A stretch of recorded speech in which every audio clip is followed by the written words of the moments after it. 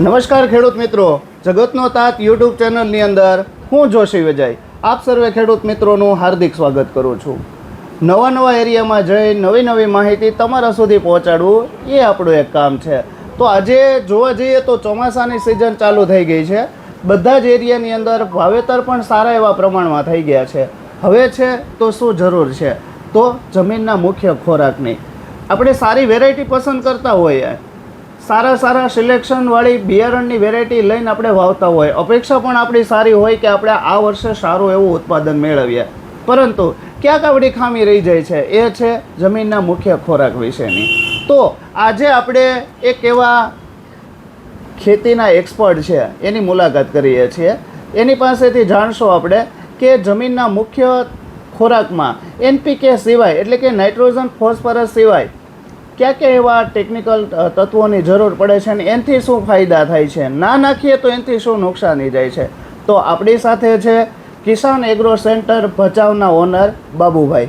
તો આપણે બાબુભાઈની તો મુલાકાત લઈએ. જો કે ભચાઉ અને કચ્છ એરિયાની અંદર વધારે અત્યારે દિવેલા, મગફળી અને કપાસના વાવેતર થયેલા હોય. તો પ્રથમ તો આપણે બાબુભાઈને પરિચય મેળવીએ. તો નમસ્કાર. નમસ્કાર. જગતનો તાત યુટ્યુબ ચેનલમાં આપનું હાર્દિક સ્વાગત છે. ખાસ તો મારા ખેડૂત મિત્રોને પહેલાં તમારો પરિચય આપો. મારું નામ બાબુભાઈ દાનાભાઈ લોંચા, કિસાન એગ્રો સેન્ટર ભચાઉ અને પટેલ એગ્રો સેલ્સ ચોબારી, મારી બે દુકાનો આવેલી છે અને એની અંદર અમે જંતુનાશક દવા, રાસાયણિક ખાતર અને બિયારણના વેપાર કરતા હોઈએ છીએ. બહુ સરસ. આમ જોવા જઈએ તો બાબુભાઈ મને એક વાત જણાવો કે આ ખેતીના ધંધા સાથે, આ દવા બિયારણના ધંધા સાથે આપણે કેટલા સમયથી જોડાયેલા છીએ? અમે 20 વર્ષથી આ ધંધા સાથે જોડાયેલા છીએ અને કિસાન એગ્રો સેન્ટર અમારી ભચાઉ દુકાન છે તેને લગભગ 40 વર્ષ પૂર્ણ કર્યા છે. ઓહો, એટલે કે આમ જોવા જઈએ તો બહોળો અનુભવ આપ ખેડૂતો સાથેનો સંપર્કમાં રહેલા છો અને અનુભવ ધરાવો છો. તો અત્યારના સમય પ્રમાણે જોવા જઈએ બાબુભાઈ, તો વધારે તમારા કચ્છ એરિયા એટલે કે ભચાઉ એરિયામાં કયા પાકના વાવેતર મુખ્યત્વે ચોમાસામાં હોય? મુખ્યત્વે અમારે અત્યારે કપાસનું વાવેતર થોડું વધ્યું છે. એરંડા મેજર પાક છે અમારો. બરાબર. અને વધારે જે જનરલ કઠોળ, તુવેર એવા પાકો પણ આ સાલથી તુવેરનું વાવેતર પણ વધ્યું છે. વર્ષો થાય છે, તલ થાય છે. બરાબર. વર્ષ બાબુભાઈ જોવા જઈએ તો આપણે ખેડૂત મિત્ર સારા એવા બિયારણો આપણી ત્યાંથી વિક્રેતા છો એટલે ખરીદી કરતા હોઈએ છીએ. ઉત્પાદન પણ સારું મેળવવાની અપેક્ષા હોય, પરંતુ વર્ષ ઉત્પાદન ઘટે છે. સારી વેરાયટી આપણે અહીંથી આપીએ છીએ તો પણ ઉત્પાદન ઘટવાના મુખ્ય કારણો શું હોઈ શકે? એક તો ખેડૂતો મોટી ભૂલ એ કરતા હોય છે કે ખાલી યુરિયા અને DAP પર ખેડૂતો નિર્ભર રહે છે, જેના કારણે ખેડૂતોને મોટું નુકસાન જાય છે. એની સાથે ખેડૂતો માઇક્રો યુનિટ નો ઉપયોગ પણ કરે તો એને ખેડૂતોને વધુ ફાયદો થાય છે. જેમ કે ઝીંક છે, બોરોન છે, મેગ્નેશિયમ સલ્ફેટ છે, આ બધા તત્વો છે, ગૌણ તત્વો, એ પણ ખેતીમાં આપવા જોઈએ.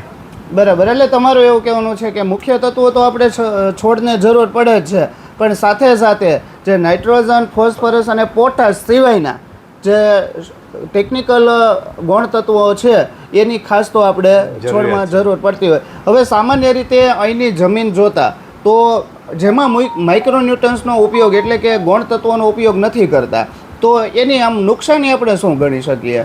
નુકસાનીની જો વાત કરીએ તો પાકની અંદર જે ઉત્પાદન મળવું જોઈએ ઉત્પાદન મળતું નથી. જમીનમાં પણ ખાસ એવી અસર થાય છે કે એ જમીન વધારે ટાઈટ થતી જાય છે. જમીનની અંદર પાકને પણ દેખાતો હોય, ગૌણ તત્વની ઉણપ હોય. એટલે અત્યારે જોઈએ તો મગફળીનો પાક છે, મગફળીનો પાક અત્યારે પીળો દેખાતો હોય અમુક છોડની અંદર, પછી આખો છોડ બેસી જતો હોય છે પીળો થઈને.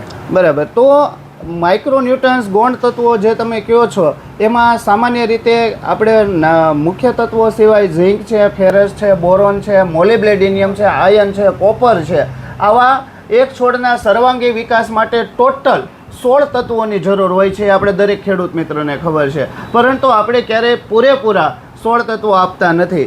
તો બાબુભાઈ અમને એ વસ્તુ જણાવો કે જે આપણા મુખ્ય તત્વો સિવાય ગૌણ તત્વો આપણે વાપરીએ તો એનાથી ફાયદો શું આપણા પાકની અંદર થાય?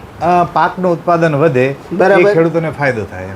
ખાસ કરીને તો મેઇન વસ્તુ તો આપણે ઉત્પાદનમાં જોતા હોય તો ઉત્પાદનમાં આપણને વધારો મળે, ઇવન તેલની ટકાવારી વધારે અને મુખ્ય તત્વો છે એ ગૌણ તત્વોની સાથે સંપર્કમાં આવે એટલે જમીનમાં રહેલા જે ફોસ્ફેટિક ખાતર જે અલભ્ય સ્વરૂપમાં હોય છે એને લભ્ય સ્વરૂપમાં ફેરવવાનું કામ કરે છે. એટલે સરવાળે આપણે જે મુખ્ય ખાતરના જે ટેકનિકલ છે એનો ઉપયોગ આપણે ઓછો કરવો પડે, ખીચાનો ખર્ચ ઓછો આવે અને સરવાળે આપણો પાક એકદમ સ્વસ્થ અને વજનદાર બને. એ આપણે ખાસ તો ગૌણ તત્વોનો છે. પણ સામાન્ય રીતે તમે અહીંથી પણ જે ગૌણ તત્વોની માઇક્રોન્યુટ્રન્સની વાત કરો છો તો વધારે આપણે કઈ કંપનીનું અહીંથી ખેડૂતોને ભચાઉમાંથી લેવું હોય તો આપણે પટેલ એગ્રોમાંથી, કિસાન એગ્રોમાંથી કયા આપણે માઇક્રોન્યુટ્રન્સ વધારે પડતો ઝીંક પાવર, ઓમનું ઝીંક પાવરનું વધારે પડતો ખેડૂતોને ઉપયોગ કરાવી છે અને ખેડૂતોને એના સારા એવા ફાયદા પણ મળે છે. જે ખેડૂતને નાખેલું નથી અને નાખેલું છે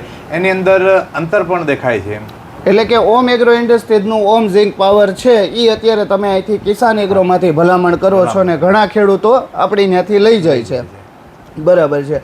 આ ઓમ ઝીંક પાવર છે એ બીજા ક્યાં ક્યાં પાકની અંદર આપણે ચોમાસું સિવાય આપણે ઉપયોગ કરાવી શકીએ? ચોમાસું સિવાય અમે જીરુના પાકમાં પણ ઉપયોગ કરાવીએ છીએ, રાયડામાં પણ ઉપયોગ કરાવીએ છીએ. બરાબર. એકરે આનું માપ કેટલું હોઈ શકે? એકરે અમે 10 કિલોની હિસાબથી અત્યારે ખેડૂતોને ભલામણ કરીએ છીએ. બરાબર. 1 એકરમાં આ જે ઓમ એગ્રો ઇન્ડસ્ટ્રીઝનું ઓમ ઝીંક પાવર પ્લસ છે એનો 8 થી 10 કિલો અથવા તો 10 થી 12 કિલો સુધીનો ભલામણ આ લોકો કિસાન એગ્રો સેન્ટર ભચાઉથી લોકોને આપે છે અને કરાવે છે આનો ઉપયોગ. તો આપણે એ પણ જાણીએ કે પ્રોડક્ટની અંદર ઝીંક સિવાય બીજા જે જમીનના મુખ્ય ગૌણ તત્વો છે જેવા કે ફેરસ છે, બોરોન છે, મોલિબ્લેડિનિયમ, આયર્ન અને ઝીંક, આવા 6 તત્વોનું બનેલું એક બેગ, બરાબર ને બાગભાઈ? એક બેગ. હા, એક બેગની અંદર આપણને 6 મુખ્ય ગૌણ તત્વો આની અંદરથી આપણને મળી રહી છે. અને જે બાપભાઈએ જે રીતના વાત કરી, એક કૃષિ તજજ્ઞ કે કોઈ ભણેલું આમ વાંચેલું નહીં પણ પ્રેક્ટિકલી ખેડૂતો સાથે 20 વર્ષના સંપર્કના તારણને અનુસાર આજ આપણને જે આ માહિતી આપે છે તો એ પોતાના અનુભવો આપણને જણાવે છે. તો બાપભાઈ એ જણાવો કે જે ખેડૂત મિત્રો આવા ગૌણ તત્વો ઓમ ઝીંક પાવર પ્લસ જે વાપરે છે એનું શું કહેવાનું છે આપણી દુકાન? ખેડૂતોનો સારા રિવ્યુ હોય છે કે ઝીંક વાપરવા પછી અમને આટલો ઉત્પાદનમાં વધારો થયો છે. આંખે દેખો આપણને ઉત્પાદનમાં વધારો મળે છે.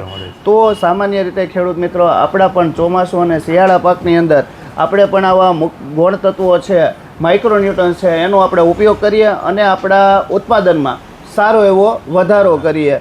ખૂબ ખૂબ આપનો આભાર કે અમારી ચેનલને તમે આટલો ટાઈમ આપ્યો અને એક સારી એવી માહિતી અમારા સુધી, અમારા ખેડૂત મિત્રોને તમે આપી એ બદલ. ફરી વખત કંઈક માહિતી સાથે ફરી વખત તમારી સુધી પ્રસ્તુત થઈશું. ત્યાં સુધી જય જવાન, જય કિસાન.